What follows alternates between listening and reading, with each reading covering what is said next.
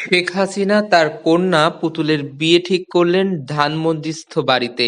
শেখ হাসিনার স্বামী ডক্টর ওয়াজেদ মিয়া এসে ক্ষিপ্ত হয়ে শেখ হাসিনাকে বলতে লাগলেন, মেয়ে কি তোমার একার? মেয়ে কি আমার না? তুমি রাজাকারের ছেলের কাছে আমার মেয়ে বিয়ে ঠিক করেছ।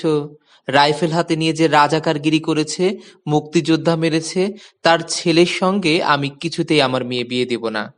তুমি আমার মেয়েকে ওই রাজাকারের ছেলের সাথে কিছুতেই বিয়ে দিতে পারো না।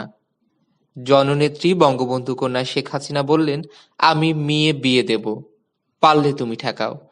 ডক্টর ওয়াজেদ বললেন, তাই বলে তুমি রাজাকারের ছেলের সাথে মেয়ে বিয়ে দেবে? বঙ্গবন্ধু কন্যা বললেন, কিসের আবার রাজাকার ফাজাকার? আমার আত্মীয় এটাই মরে। দেখনি ওই মুক্তিযোদ্ধা ফক্তিযোদ্ধারাই আমার বাপ মা ভাইদের কিভাবে মেরেছে। আমি আমার মেয়েকে এখানেই বিয়ে দেব, পারলে তুমি ঠেকাও।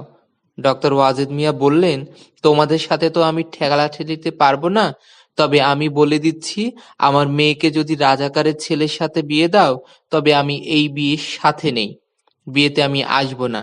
আমি তোমাকে অনুরোধ করছি, ওই রাজাকারের ছেলে ছাড়া যেখানে খুশি সেখানে তুমি মেয়ে বিয়ে দাও, আমি তোমাদের সাথে থাকবো, কিন্তু রাজাকারের বংশের কাছে মেয়ে বিয়ে দিলে আমি থাকবো না। বঙ্গবন্ধু কন্যা শেখ হাসিনা তার স্বামী ডক্টর ওয়াজেদের কথা রাখলেন না। তিনি তার ইচ্ছামতো রাজাকারের ছেলের সঙ্গেই মেয়ে বিয়ে দিলেন।